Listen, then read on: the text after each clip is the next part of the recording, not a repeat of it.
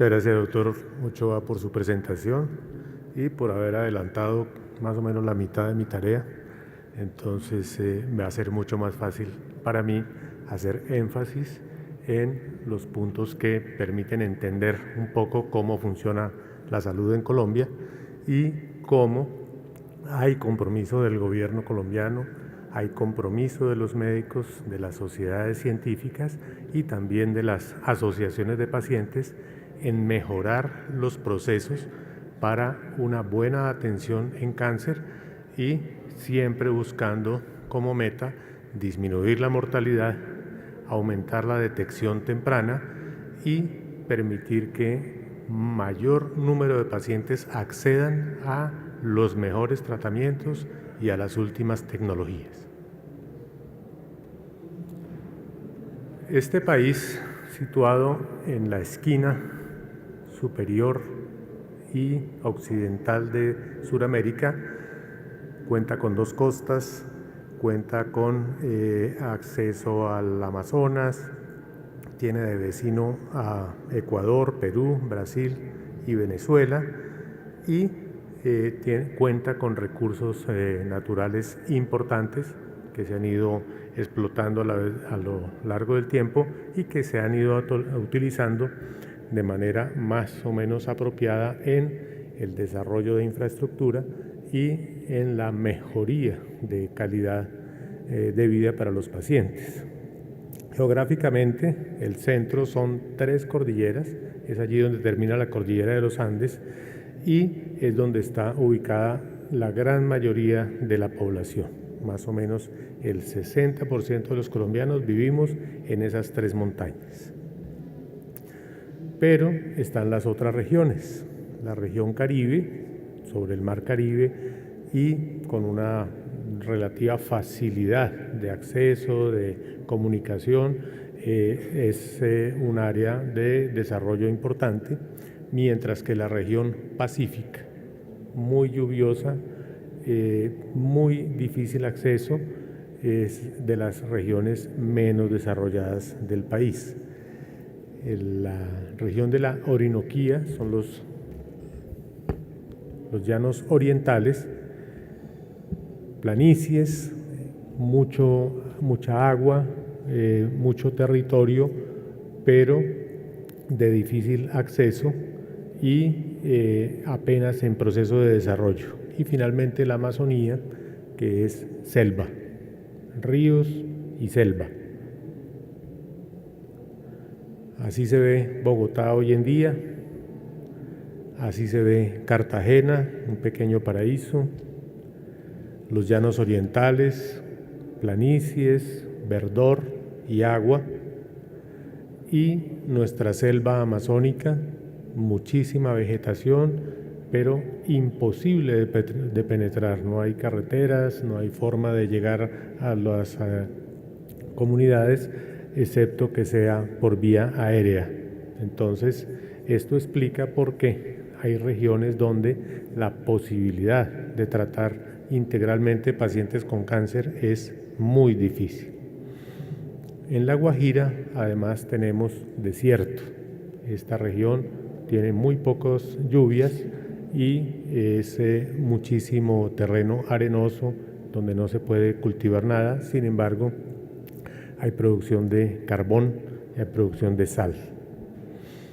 Con esta presentación quiero ubicarlos en un país de regiones y de desigualdad que comienza con la geografía y que sigue después con la distribución de los ingresos y con los intereses de los diferentes grupos. Tenemos el mismo desarrollo poblacional, las mismas expectativas de crecimiento de la población. Muy pronto ya vamos a ser 50 millones de personas, pero la población por encima de los 65 años se ha duplicado en los últimos 20 años y para el 2030 ya va a comenzar a ser una parte muy importante de la población con necesidad de cubrimiento y de prevención y de detección de cáncer, porque igual que en la mayoría de países, el cáncer es de personas mayores. Entonces el país se está preparando para una avalancha de personas mayores de los 65 que van a terminar en algún momento afectadas por cáncer. Vamos a mirar algunos aspectos de la carga de la enfermedad, la prevalencia de los factores de riesgo y qué estamos haciendo en Colombia buscando el control del cáncer. Entonces, en cuanto a la carga de la enfermedad, ya se mencionó, para esta población que tenemos, los tumores principales son el cáncer de estómago, de próstata, de pulmón, de colon y en la mujer cáncer de mama y cáncer de cuello uterino, además de cáncer de tiroides.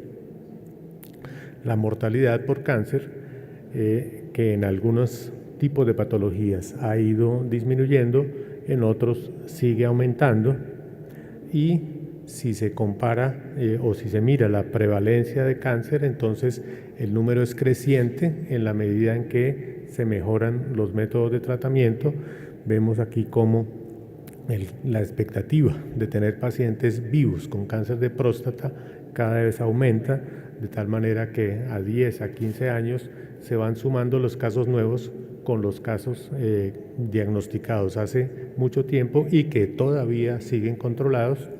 Esta enfermedad se ha vuelto una enfermedad crónica y esa cronicidad hace que el número de pacientes aumente y todo el tiempo van a requerir algún tipo de atención, así sea solamente la vigilancia, como también puede ser tratamientos a largo plazo. En las mujeres sucede la misma situación con el cáncer de seno. Cada vez las pacientes con cáncer de seno tienen mejores tratamientos, tienen mejores posibilidades de sobrevida, pero también esto aumenta los costos. Y esta es la clara demostración de que la expectativa de los resultados de los tratamientos en nuestro país está muy lejos de las metas que sería tener el mismo nivel de resultados que en Estados Unidos o en Europa. Y aquí vemos cómo nuestros resultados están muy lejos de esto. Esto no quiere decir que sea válido para toda la población. Hay población que tiene un cubrimiento completo de la enfermedad, que tiene fácil acceso a los centros de tratamiento, que tienen disponibilidad de toda la tecnología y de los medicamentos de última generación, y en estos centros se obtienen los mismos resultados que en Estados Unidos. Entonces, la meta es que esos métodos de tratamiento y que esas posibilidades de buenos resultados lleguen a toda la población. La mortalidad, desafortunadamente, tiene directa relación con el nivel de educación y también con las posibilidades de acceso según el sistema de salud. El sistema actual en Colombia fue copiado del modelo chileno.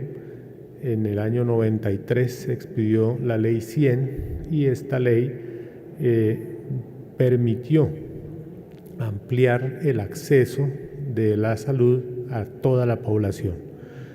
La población trabajadora, la población que tiene ingresos directos, paga su cuota de afiliación y su cuota de mantenimiento de la salud. Es el sistema contributivo, pero el que no tiene el trabajo o no tiene las posibilidades de acceder al sistema pagando una cotización sobre su salario o sobre sus ingresos, es subsidiado por el Estado. Se llama el sistema subsidiado.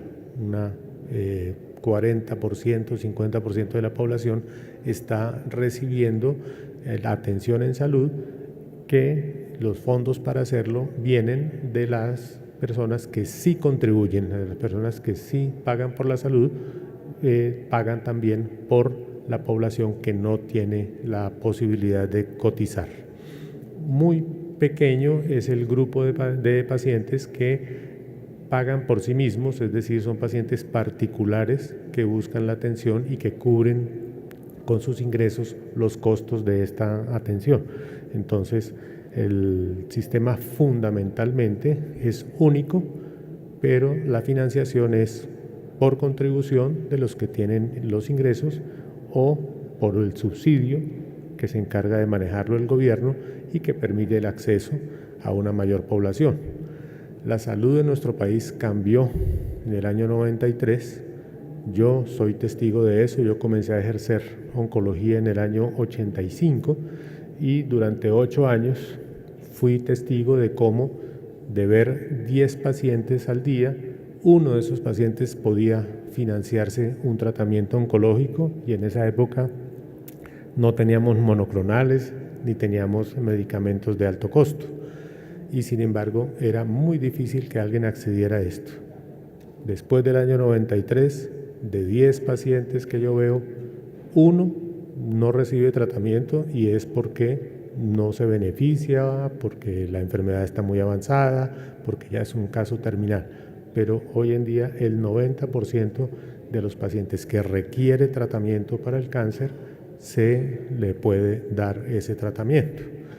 Y por la parte gubernamental se ha ido reglamentando y se ha ido imponiendo por ley la necesidad de que todo paciente con cáncer sea prioritario y se le brinde la mejor atención y que tenga acceso a la mejor tecnología. Esto a un costo muy elevado, y es ahí donde el gobierno tiene que moderar los accesos y moderar las posibilidades de brindar esa atención a toda la población.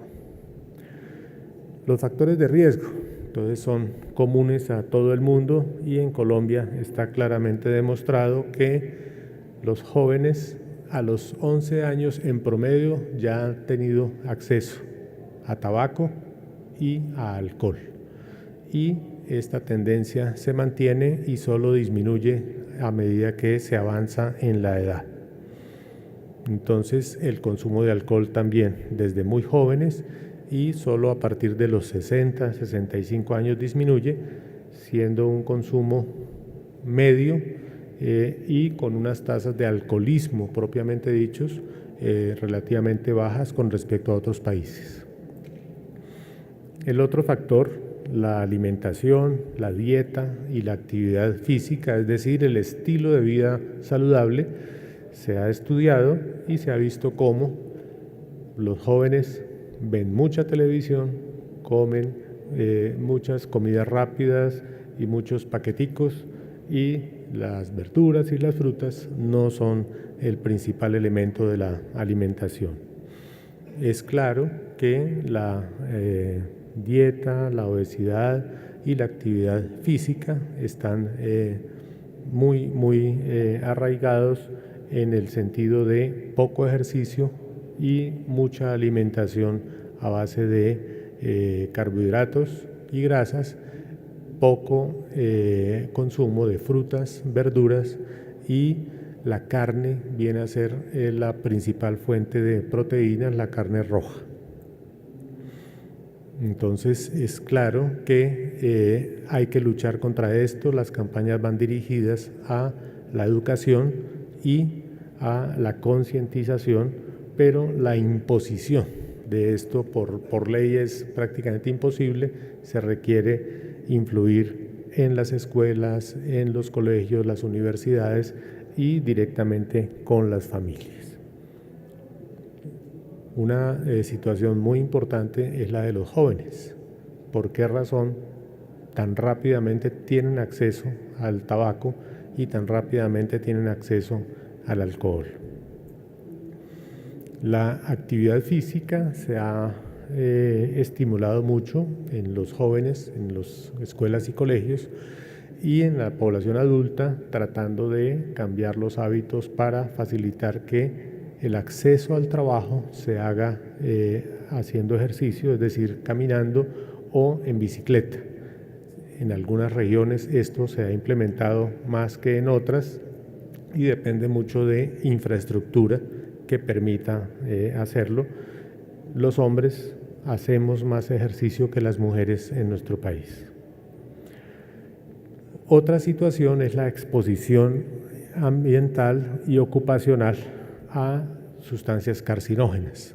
está definido, está estudiado y viene a ser estadísticamente similar a lo que se está haciendo en todo el mundo, siguiendo las recomendaciones de la OMS y propendiendo por programas de protección para los trabajadores. Entonces, es clara la identificación del problema, es claro que aunque no tenemos un registro nacional, el registro que se basa en 4 poblaciones muy importantes y que ya tienen una tradición en el anotar exactamente cada caso de cáncer que se presenta y hacer su seguimiento en las ciudades de Pasto, Cali, Manizales y Bucaramanga, tienen o reflejan bastante bien lo que es el resto del país, el resto de la población, las características de nuestra población, pero se está trabajando para mejorar ese registro y poder tener cada vez datos más precisos y especialmente evaluar el resultado real de los tratamientos que se hacen, que son de muy alto costo. Entonces, justamente por el costo, el Ministerio de Salud creó la cuenta de alto costo, donde es obligatorio registrar cada paciente nuevo con cáncer y registrar el tipo de tratamiento que está recibiendo y el momento en que lo recibe, la intención de ese tratamiento y hacer el seguimiento del resultado. Si el paciente continúa vivo o la notificación del momento de la defunción permite establecer el beneficio que se le brindó con el tratamiento. Entonces, pues Colombia está comprometido con la normatividad internacional de la OMS, de la UICC y entonces Colombia firmó el convenio 136 del 71 sobre benceno, el 139 del 74 sobre el cáncer profesional, el 162 del 86 sobre la utilización de asbesto en condiciones de seguridad y el convenio marco de la Organización Mundial de la Salud para el control del tabaco. Por otra parte, existen las políticas públicas para el control del cáncer que están dictadas sobre factores de riesgo, tabaquismo, obesidad y específicamente el virus del papiloma humano. La ley 1335 del 2009 crea las políticas públicas para prevención de consumo y abandono de la dependencia del tabaco. La ley 1355 del 2009 define la obesidad y enfermedades crónicas no transmisibles asociadas como prioridad de salud pública y no es solamente por cáncer, sino también por diabetes, por hipertensión, por enfermedad coronaria. La ley 1626 de abril de 2013 garantiza la vacunación gratuita y obligatoria contra el virus del papiloma humano. Tuvimos una mala experiencia en Colombia. En una región se presentaron simultáneamente varios casos de reacción tóxica después de la vacunación y todo se le atribuyó a la vacuna, se consideró que era una vacuna peligrosa y se diseminó esta información de tal manera que entre la gente menos educada fue una orden de no aceptar vacunación contra el virus del papiloma humano y hay regiones donde es imposible vacunar hoy en día. Se está comenzando un proceso de reeducación y tratar de vigilar muy bien la aplicación y controlar muy bien a los pacientes después de la vacunación para disminuir ese miedo y volver a aumentar las cantidad de niños vacunados porque está cubierto por el Estado. La vacuna es totalmente gratuita, pero las niñas no las llevan a la vacunación. También la resolución 1442 de mayo del 2013 adoptó guías de práctica clínica para leucemias y linfomas en niños, cáncer de mama, cáncer de pulmón y cáncer de próstata. Esto fue liderado por el Instituto Nacional de Cancerología.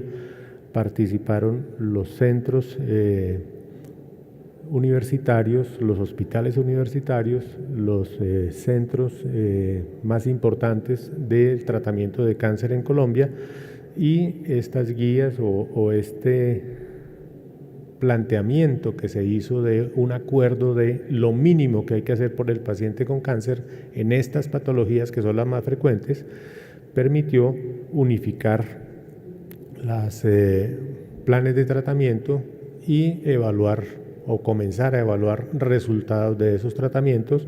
Esta iniciativa se considera que ha sido exitosa y se espera hacia el futuro ir desarrollando guías de las demás patologías.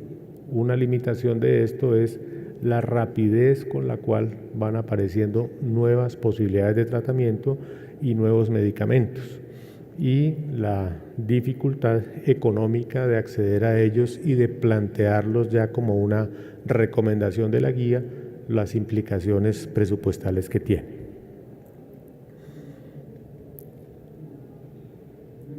Esta es la demostración de la vacunación que comenzó desde el 2012 y que disminuyó en el 2015 por las mencionadas razones.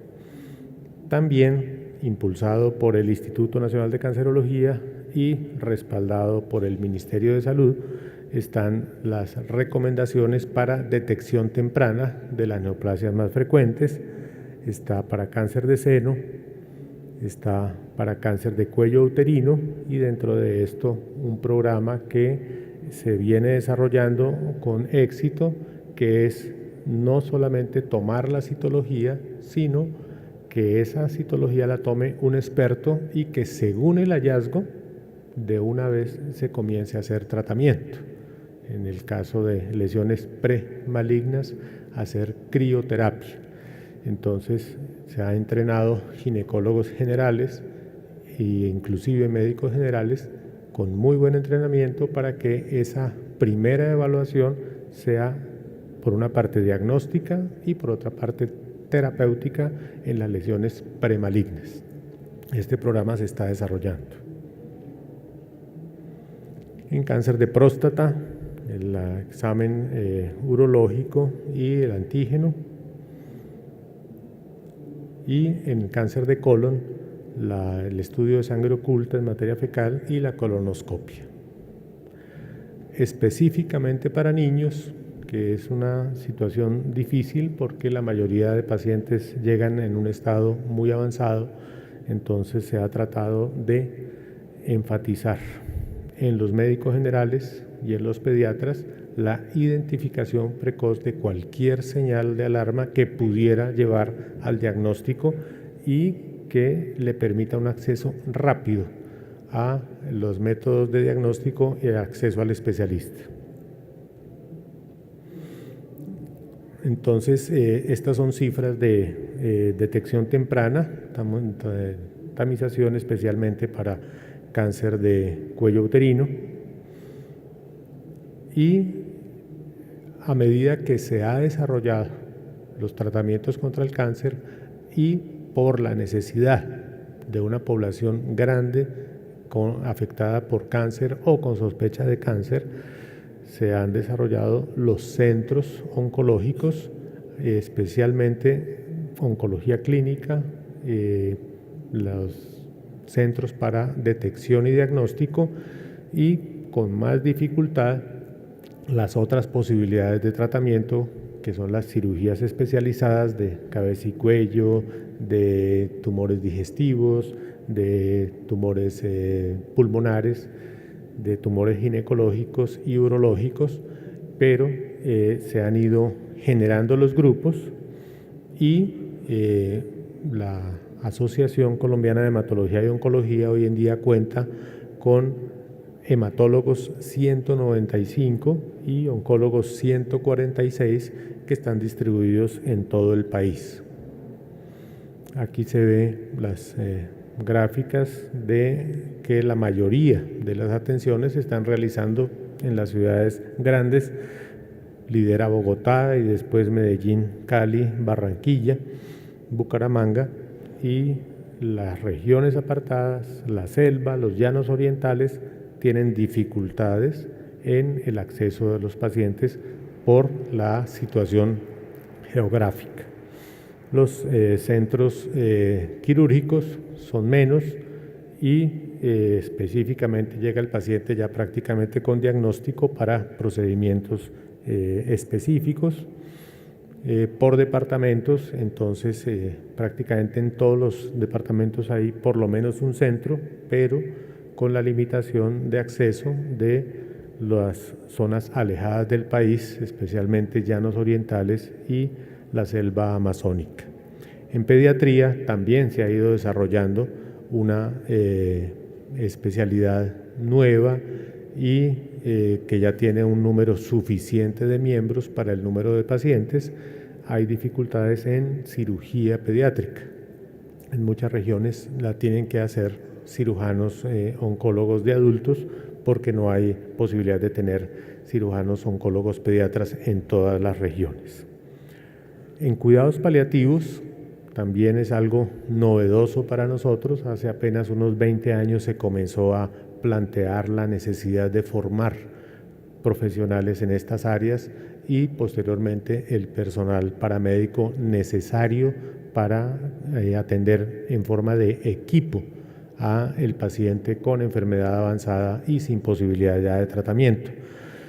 El gobierno ya en el año 2014 reguló los servicios de cuidados paliativos para que hagan el manejo integral de pacientes con enfermedad terminal y en el 2016 ya se reglamentó el derecho a suscribir el documento de voluntad anticipada, cosa que legalmente permite que sea el paciente el que toma la decisión y le quita al médico la obligación de tener que hacer esfuerzos sobrehumanos para tratar de mantener a su paciente adelante, sino que se autoriza ya a que haya una limitación terapéutica cuando no hay esperanzas de un buen resultado.